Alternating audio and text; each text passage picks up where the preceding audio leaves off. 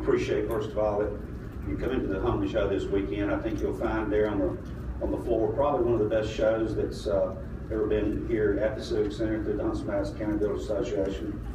I'll tell you just a little bit about myself first. I'm Mike West. I'm a general contractor and licensed home builder here in Huntsville-Madison County. Been in the business 33 years. 20 years building new homes, built banks, restaurants, office buildings. In the last 13 years, I've done nothing but additions and remodeling.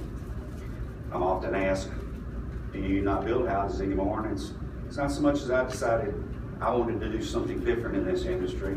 And remodeling, I do something different every day, and that's why I enjoy it. I don't do the cookie cutter construction of a home anymore, and it's one reason I really enjoy it. But for the past 5 years, probably my largest segment of remodeling has been kitchen remodeling. And when I say large segment, I'm talking about around 25 kitchens over the past 5 years. That's on top of additions and remodeling elsewhere. Kitchens have really become the hot trend and the hot topic today. And the Home Builders Association asked me to speak to you today and share with you some of the things that I'm seeing out there, some of the trends that are hot today, some of the trends that are not today, and some of the trends that are here today will be gone tomorrow. What I hope to be able to share with you is when you're in the selection processes, etc., to feel more confident about what you're doing, not only because you're selecting things that you want for yourself, but you also want to keep a mind's eye to one day you may want to sell that home, and you want it to be, a profitable situation there, and find someone that likes the same thing. So just to kind of go ahead and kick this off, when you're meeting your remodeler for the first time, or kitchen designer, and in our particular situation, we both help with the kitchen design and the design build, they call it. But what we're going to do first is find out when we meet with you, are you doing this kitchen remodel for yourself, for your own likes and wants, or are you doing this kitchen remodel for resale of your home? That is, we look at that two different ways. So that's one of the first questions that you need to be considering when you talk to your builder the first time, is bringing that up. Also, you can never make too many magazine cutouts, too many pin interest notes, savings. No, you can't make too many notes. Just as much information as you can share with the builder, or kitchen designer, the more we're going to be able to get it right the way you want it sooner, and more the first design or two rather than designs later. I would ask a lot of questions about your cooking habits. Do you cook at home a lot? Are you a microwave cooker? Are you an oven cooker? Do you double oven cook a lot? So there's a lot of questions there. It kind of helps me to understand what type of kitchen that you're looking for. But what I want to, again, now I want to start talking about space. What are the things that people are looking for? We all know that when somebody comes over to the house, 9 times out of 10, they end up sitting in a kitchen, and we all talk around the island or a kitchen table. It has become the focal point of the home, not the family room like it once was. What we're seeing is a return to open spaces. We're seeing where walls are being taken out, barrier walls are taken out, living rooms, dining rooms, there are formal areas that are in the house that very rarely any of us use, are now starting to be incorporated into the great room concept. That's not to say that you got to put every one of those into it, but what it allows you to do, more and more people, when you gather your family during the holidays, and I'm speaking for myself here, I've got grandchildren now, I've got husbands and wives, our family is growing exponentially, and right now we're living in 2 parts of the house. Well, that's going to change soon. I want to celebrate with everybody in one area. So that is a large way of thinking right now, is enlarging your kitchen within the same confines of your home, trying not to make an addition unless you just got to. Also, we need to open up these areas. We all know when there's the hot ball game season, whether you're for Alabama or whether you're for Auburn, when the ball game's on, nobody likes to be stuck in the kitchen looking at the little TV screen while everybody's in there rooting at the big TV screen. So you're opening up that area as well, to where when you're in the kitchen you can see into the great room and be a part of all that's going on. So creating larger spaces is a trend going on right now. Another big item, and I will open this up to a question and answer session at the end, by the way, is there are a lot of trends to save. You're bending over too much, stretching up too high. In other words, becoming more ergonomically friendly. We're using your base cabinets a lot more than we used to, for more than just two cabinet doors and this big cavernous space in there. We're heading back to a situation where we're putting drawers in those areas to where you bend over just a little bit to pull something out rather than getting down your hands and knees to get to the back of something. So we're seeing a lot more drawers within base cabinets. Workspace efficiency, we all, I don't think any of us, a lot of us love to cook, but of course you don't want to spend an exorbitant amount of time in the kitchen. You don't have to. So I think getting things down to where they flow better is another type item, and I'm going to talk about the island. Most people don't have an area for an island that's big enough unless you start considering taking out some barrier walls and open spaces up. But our workhorse today is becoming the island. The island today is becoming a consistent level island. It's no longer the island that goes here and then juts up and you got bar stools down here. It's raised just a little higher, and we're using a mid-height chair underneath there to where your whole area is one flat area, becomes one more workable flat area. Now, when our desks are out, but one of the things that we're incorporating a lot of is where you have the chairs that will actually take maybe one of those knee spaces where your knees would typically be butting against that cabinet, and we're putting drawers there to where for cookbooks, for that type of thing, where you can pull that stuff out and actually work on cookbooks and get your recipes at that time. So we're seeing storage like that rather than a desk that creates, well, it just becomes the place you drop everything off when you come home. I want to speak about the efficiencies of an island for just a moment. There is a design that we've recently started kind of perfecting and putting in some of our homes. It is a double-sided island. Most every island you always see, you might see a sink and you might see a dishwasher, you might see a bank of drawers in it. But what we're doing here is we're doubling the size, the thickness of this island, and the opposite side. Here's your on this side, here's your sink and your dishwasher. On this side, we have a bank of drawers. This bank of drawers has place for I'm echoing off something here. I guess it'd be still. This side of the cabinet over here has a bank of drawers where you put your dinnerware, your nicer stainless, and your glasses. And so you're walking to this end, you're getting it out, you're turning around, and you're setting it on the table here. Likewise, when you're through, you're taking these dirty dishes, you're setting them back on the island where you're taking them from sink to dishwasher. Then you put them up and it's right back here. In other words, a very close proximity instead of walking across rooms. You've got one work area there where it all runs smoothly, if everybody understands what I was just trying to describe. Yeah. Okay. We're also seeing a lot of garbage drawers. Everybody's always had the garbage can underneath your sink. But what we're doing is it looks like a door, but it pulls out a drawer, and we're making it deep enough to where you can have garbage can in the front and recyclable can garbage in the back. So when you're going to the garbage can, you're separating right then and there.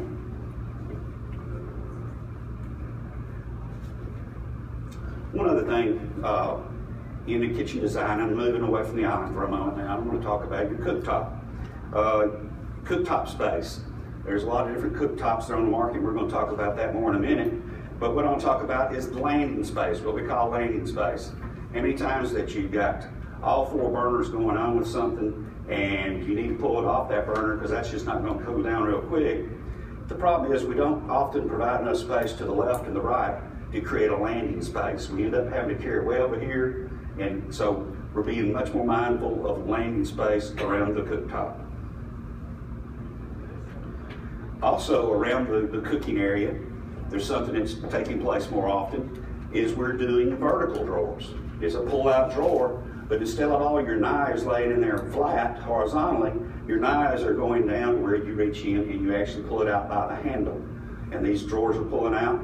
We're also seeing in these small pull-out drawers like this, pans where you put your cookie sheets, Instead of reaching up high over your double oven, you're pulling these out where you've got your cookie sheets in here. We're also seeing these small pullouts. And usually it's a wasted space area that you really have difficult times knowing what you're going to do with anyway.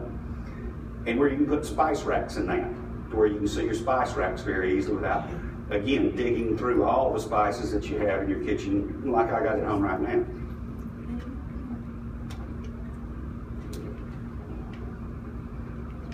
The same thing goes for pots and pans. Again, most people have underneath their cooktop all their pots and pans, and you're in there clanking and digging around for all of that, when all we got to do is pull out 2 different drawers, and your pots and pans are all in there in a very neat order. Again, it just keeps you from having to get down on your hands and knees and dig through.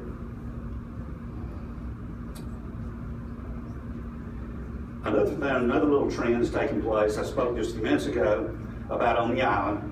You say, well, that's all good. It's fine and good if I'm eating at the kitchen table or at the dining room table there, that it's that close. But if you're like me, I got about 6 favorite glasses and none of them match. Well, when we have somebody at the house, of course, you like to try to get the better stuff out, and that's what's being kept in the island. What is being kept over near the cooktop side, still close to the kitchen sink and the dishwasher, is all those mixed cups, all those mixed bowls, all that silverware that was 3 different patterns. That is all over there because we all know on a day-to-day basis, we're still going to be using that stuff when nobody's around. Another thing, pantry storage is becoming more and more important now. For years, and it still is stands true today, the lowest cost way to have a pantry is to have a pantry closet. That is the lowest cost way to have a pantry. But there again, how many, I could ask you to raise hands and probably fill the house here, how many times have you had canned goods stacked in there so deep and on top of one another, you really didn't know what you had in there? What we're seeing now is the high use, in picture if you will, what I'm fixing to describe, the high use of having pantry cabinets that you open doors on. Once again, we're pulling drawers out, but instead of your Campbell soup cans standing there on top of one another where you have to spin them around, they're laying flat. They're laying flat in these drawers, labels up, to where you look straight down and there's your Campbell's chicken noodle, or there's your refried beans over here. But the beauty of it is, again, is that you're not digging away through. You're not spending a lot of time, you're not on your hands and knees, you're pulling out and you're looking at it with it face up. And for those that are OCD like myself, that's beautiful. Also, particularly in a long wall where you have top cabinets, a long row of top cabinets, certainly advise you to try to mix in some glass doors. We all have collectibles. We've all got family heirlooms that we like to sometimes display. Or you might have that china that you never use, but you'd sure like to just be able to see it from time to time. And so we're putting glass in there and backlighting that more and more, just to kind of cut up to where it just doesn't look like a wall of cabinets. That's happening more and more. Also, I make a recommendation to you that you go floor to ceiling with your cabinets. When I say floor to ceiling, I mean typically your top cabinets.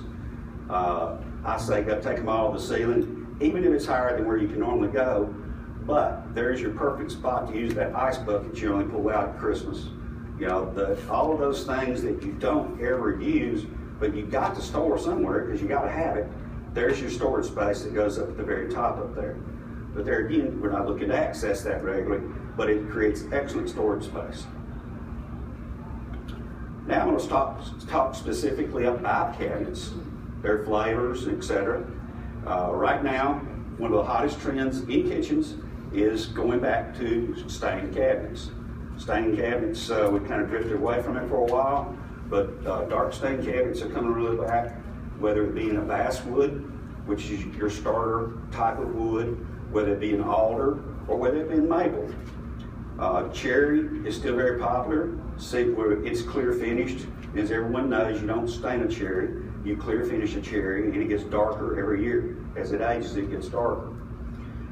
Clear maple is shifting out. That's something that we've seen for some time now, but clear maple is starting to shift out. Maple being stained is still used a lot because maple is a very dense wood, very hard wood. Oak is also a very hard wood, but that cabinet is virtually trended totally out. That was a very heavily used 70s, 80s, 90s, early 2000s cabinet. It is a hardy wood, but the graining in it has turned off so many people that they've gotten away from that. Because one door to another, become almost a very different color just in the amount of graining that's in the wood. And believe it or not, white paint cabinets are making a comeback. So it's the things, you know, you always trend. It's a trend. It's much like ladies' fashion, men's fashions. Everything trends out and trends back. Some things, of course, stay the same. Mismatched cabinets, particular island. This has become really hot in this back, that we're taking islands, and it may be that we glaze that. Glazing is where it's stained, and then they come back with a glazing process that kind of gives it a patinaed vintage look. Or we're making that, we've recently done a couple of black islands in comparison to the wood cabinets, and even taking a different color granite for the island. So you can really mix it up there and create some different looks, and not just be one level of cabinet, one type of cabinet. The different cabinet finishes, the different top materials, different glazings. And glazing, and again, I'll say it again, it's one of the most beautiful things you'll see on many cabinet doors that gives it that patina. But I will warn you, it's like a self-closing hinge, it's very expensive. So that may be one of those things you do only one on one cabinet. Right now, the look of a furniture, freestanding type unit is hot. Now, when I say freestanding unit, everybody's sitting there going, well, now I don't want all this stuff up underneath my cabinets that I can't get to. But we actually put a recessed toe kick, it's called a toe kick, at the bottom down there, but it's put back far enough that all you see, it looks like that island, particularly, this is where it's happening more often than not, that island looks like it's sitting on furniture legs. Sometimes they're big, sometimes they're small. There's a big array of those, but having a furniture look is becoming very popular as well. Door styles. Raised panel doors. I'm not going to try to catch a picture here. Most of these are raised panel doors in here. Raised panel doors are still the most popular door, particularly in a stained set of cabinets. A recessed panel door is the most popular in a white set of cabinets. One of the things that is becoming very hot right now, it's more of something that's been done more in Europe than it has here in the United States, is where right now, if you think about your home, your cabinet doors mount on the outside of the frames, and then they hinge off from there. Well, now a big trend is to where they're totally flat. They go completely flat where the frame and the door are all together. Again, maybe not your taste, but I'm trying to tell you what's the hottest thing going on out there right now. How does the hinge work? It's a hidden hinge, partially hidden hinge. You see a groove in it, but it's a partially hidden hinge. And I'm glad you just brought up hinges. Things that I recommend, I'll also always use a quality hinge and a quality drawer guide. To be honest with you, that is where an inexpensive, now let me regress. That becomes the difference between a cheap set of cabinets and a great set of cabinets. And it can be just that drawer guide. We use a 100-pound capacity drawer guide. Somebody say, well, that sounds a little overrated. But when you feel that thing roll out on those ball bearings, it is the stuff. Now that's compared to a lot of the old center tracks that just, you got that rough cabinet, it's flopping around as it's going up in there. Don't cut a corner on your drawer guides or your closers. Talked just a moment ago about self-closing doors and drawers.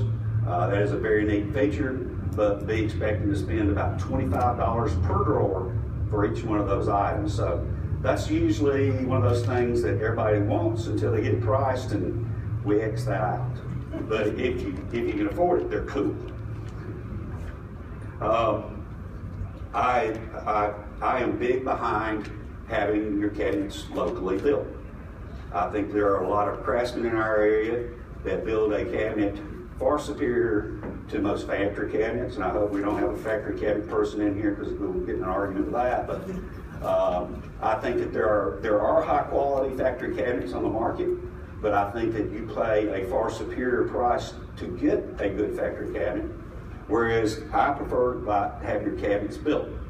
To give you an idea of most factory cabinets, the largest cabinet you're going to get from them is this wide. Whereas we're going to build a section that could be 8 feet long. It's one piece rather than all these pieces put together. And there's a big reason why I prefer a locally built constructed cabinet. It is a furniture grade quality cabinet you can have built here. And another thing that you have quality that you have control over is that there's no use of particle board. Everybody's heard the nightmare of where a kitchen sink dripped and particle board came all to pieces, and so many of your factory cabinets are laminated. They have either a very thin sheet of wood on them, or they have a very thin sheet of wallpaper on them. And when water gets mixed with the particle board, all that is a glued together sawdust that disintegrates. The insides of your cabinets are typically plywood, but they are a 3/4 plywood. But the particle boards, always look for that thing that looks like sawdust glued together, or something that looks like it's been wallpapered over, because that's what's behind it. Stay with solid wood. All right, topping things off. Formica is still one of the most popular tops on the market. They're textured, the textured and the neutral, natural colors are still very popular in Formica. They come with a lot of solid edge looks. I mentioned Formica first and foremost because it is the most cost-effective product that you use in your kitchen. It is durable, not as durable as other products, but it'll run its lifetime very well. Granite is probably the most popular product, has been, and I believe it will continue to be so. Granite is basically a timeless and a bulletproof material. Now, I want to reiterate something to you. If you're buying granite, you need to hear the assurance from that granite salesman as to the quality of the sealer that he's putting on that granite. The quartz industry has a big advertising campaign about how granite soaks in, your stains stay there, your germs stay there, yada yada. That is a little bit of a fabrication for sales purposes only, but I would clearly get a statement from your granite person.